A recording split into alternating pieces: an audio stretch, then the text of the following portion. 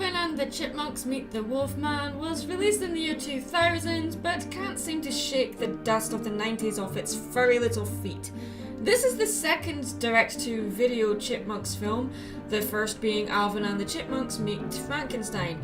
I don't have a frame of reference for whether or not this one is an improvement from the first, because frankly I'm too lazy to seek it out. Animated music groups is a subject I would love to cover in future videos, but the most well-known animated music group is probably the Chipmunks, but the most popular is definitely Gorillaz. The Chipmunks started out in the 1950s, and with these straight-to-video releases you can definitely tell that this franchise was struggling to keep up with a contemporary market. The high-pitched voices may be annoying to some, but the music itself was so unusual and well executed at the time that you can't help but see why it was so appealing, and in some cases timeless.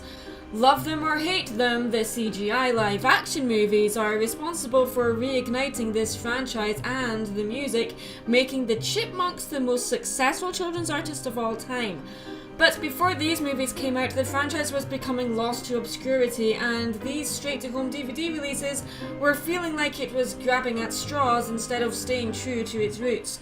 This movie only has 3 songs in it, which is disappointing, since what I remember the most from the Chipmunks cartoon from the 80s and 90s was the music. The music is definitely the best thing about this movie. That being said, this was going to simply be a reaction theatre episode, but certain things happen in this movie that made me so angry I had to pause the movie to write down my reactions. You'll see why in a few minutes. Let's dive in. Okay, so what the heck? This thing starts off with stock footage of a live-action sky and a moon, then fades to a full-colour animated sky and moon. Then after the title appears and we hear the ominous wolf howl, the sky fades to black and white and we see Alvin running through a creepy overgrown wood. But Alvin is in full colour? I'm barely 60 seconds into this thing and it's already peeving me off, and we haven't heard the helium-addicted rodent say a single line of dialogue yet. Okay, so how to keep this review short and simple and to the point without going off on a random tangent. Okay. Alvin is having a nightmare about meeting the Wolfman. He wakes both of his brothers and Dave, and they all tell him that he's been watching far too many horror movies before bed. Dave, being the responsible adult and adoptive father, doesn't take responsibility for this and instead blames Alvin. The kid is paranoid about their new neighbour and is convinced he is hiding something. Simon brushes it off as Alvin being sleep deprived, while Theodore gives Alvin his bunny plushie to help him sleep. As sweet as this gesture is, I'm not sure if I should question whether or not it's kind of creepy for Theodore to have a bunny plushie or what. Not because of their age or anything, but something more to do with their species. I'm a little confused as to whether this is creepy or not. The movie then goes on to show that the school is holding a play based on the famous horror story The Strange Case of Dr. Jekyll and Mr. Hyde by Robert Louis Stevenson. Why this story and not an original play about werewolves? Well, it seemed the movie was trying to have a parallel between the Jekyll and Hyde story along with Theodore's gradual change into a werewolf. And no, that's not a spoiler, it's on the bloody DVD cover that he's a werewolf in this movie. Theodore is being bullied by Nathan, a kid who is clearly on steroids, and everyone sees this bullying happening and yet no one does anything, including the school faculty. After Alvin accidentally causes a chemical reaction on stage while messing around with a chemistry set, the principal calls Dave in to discuss Alvin, but then shifts to Theodore. Probably to, hide the fact that she just said the school took out a bond to cover the damages caused by Alvin, and she just so happens to be taking early retirement. Suspicious. Anyway, fraud aside, she shifts the subject from Alvin to Theodore and takes Dave to the theatre to show Dave how Theodore is being bullied. She stops Dave from intervening when he sees Nathan bullying him, and then she says this. Nathan's a bully, but Theodore won't come to me and complain, so there's not much I can do. And this, ladies and gentlemen, is what is wrong with the educational system. According to this principle, if a child is being bullied, they must learn to fight their own battles. Because after all, if a child is being bullied and doesn't tell a teacher, then the school can't do anything about it, even when they are already fully aware it is happening, and make the parent aware of it. Remember, according to the school, if you're being bullied, it's your fault and you should deal with it. So instead of getting Nathan's parents involved, she gets Dave and stops him from intervening. Because after all, according to school logic, if you're being bullied, it's your fault. Theodore's got to learn to fight his own battles. Alvin stops Nathan from shooting a spitball at Theodore by dropping a stage weight on his foot. The principal sees this and instead of intervening simply says, I will say this for Alvin. He sticks up for his little brother. Yeah, Alvin sticks up for his brother because the school won't. Are you sure you're retiring and not being fired for incompetence? My God. While walking home from school, the Chipmunks and Chimpettes discuss Nathan and wonder why he's bullying Theodore. Beats me. Maybe he just doesn't like me. Theodore, honey, he bullies you because he's a jerk who's trying to compensate for his insecurities by targeting someone smaller than him. It is not your fault. They get spooked on their way home and trample over their neighbour's flowers. Their neighbour, Mr. Talbot, goes to the house to complain, shaking a cane with a silver wolf head on the tip in Dave's face, growling under his breath while the moon rises behind him. Gee, movie, could you possibly be a little more subtle about this? No? You're insisting on insulting children's intelligence? Okay, fine. What's out there? Something big and hairy and hungry, like that scene from Invasions of the Pet People.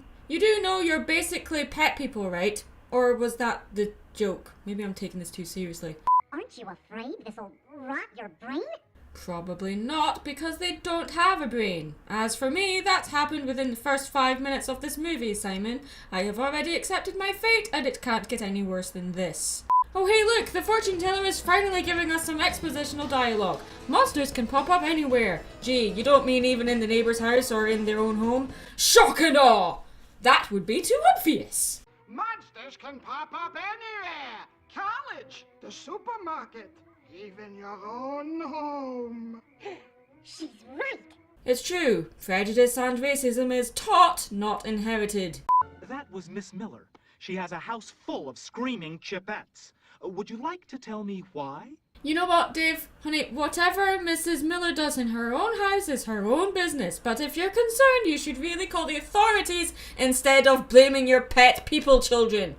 So after getting sick and tired of Alvin's paranoia and scaring other kids, Dave decides to intervene in the worst way possible. Dave clears Alvin's monster movie memorabilia from his room and bans him from the school play. So, Davey, sweetie, you are the adult here. You as the responsible adult should be paying more attention to what your, kids, quote unquote, are watching. Don't blame them for what they watch when you, A, aren't keeping tabs on that, B, clearly buying them all this monster stuff, and then you take it away. Because guess what? You're not solving the problem by doing this. The first step to solving an addiction is for the addict to admit they have a problem. Alvin hasn't admitted this. You're forcing him to go cold turkey. You know what happens when you force an addict to go cold turkey? Pretty sure this is a breach of Alvin's basic human Oh, wait, he's not human. So does that make it okay, or, Oh, by the way, I'm not the one making the parallel to drug addiction here. The movie is already several steps ahead of me there. There's a scene of Alvin rocking back and forth while locked in his room, and even a scene where Simon pretty much does a strip search. Don't believe me? Here. Take off the shoes. Yeah, context is a wonderful thing. So, wait, the principal is intervening with Alvin's problem with monster movies, but does nothing about Theodore being bullied? The educational system's double standards never cease to amaze me.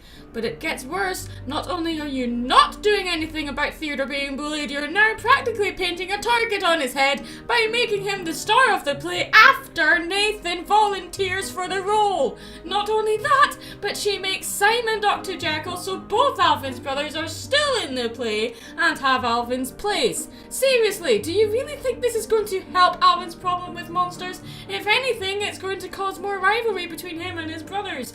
It should be illegal to be this stupid, living without a brain.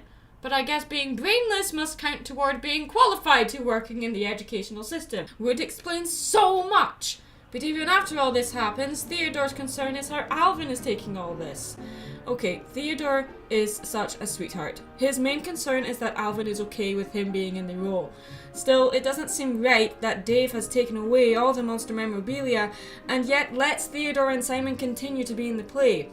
I'm not a parent yet, but pretty sure if you believe something is bad for your children, you take it away from all of them, not just one. But even taking something away from your children that they love seems a bit backwards to me in the first place, especially if the parent is the one that has given them that stuff. Simon and Alvin decides to investigate their neighbour Mr. Talbot after Alvin's paranoia of him being a werewolf keeps Simon from getting his sleep.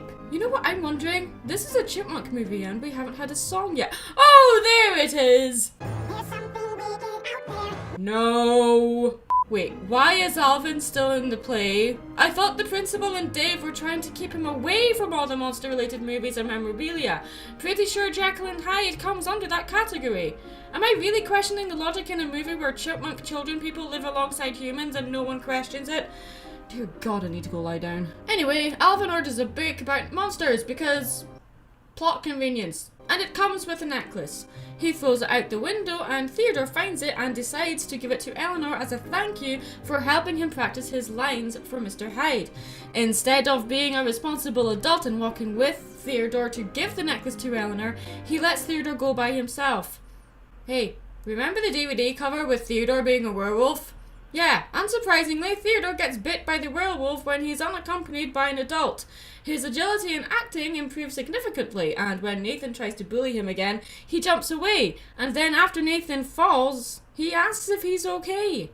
You know, Theodore really is the embodiment of childish innocence. So yeah, seeing him slowly transform into a werewolf is sad and scary, but seeing his personality change as well from this sweetie pie to a total narcissistic asshole makes me want to punch him. As far as my memory goes, the whole point of a werewolf is the juxtaposition between the innocent human and the monster within him.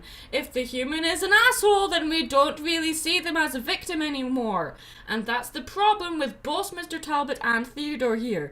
The parallel between this transformation and the Jekyll and Hyde story is not only too obvious and convenient, but is kind of the root of the tone problem of this movie. I don't want to give the ending away, but it wraps everything up far too quickly. Oh no! I'm leading him right to the kids! No! Deserved. This movie was innocent enough and simple, but wasn't sure who to focus the main story on. But I guess that's the problem with anything related to this franchise. The three chipmunks are basically one character in three separate bodies. The animation in this movie was okay, but I would have liked to have seen better transformation animation for the werewolves instead of just fading from one form to another. I guess it could serve as a good introduction to classic horror and myth for children, but for animation buffs like myself, it's nothing special apart from reeking of nostalgia. If you're curious, give it a watch, guys. I need to go lie down and find something that is actually, competent. I'm Mad Munchkin. Stay creative.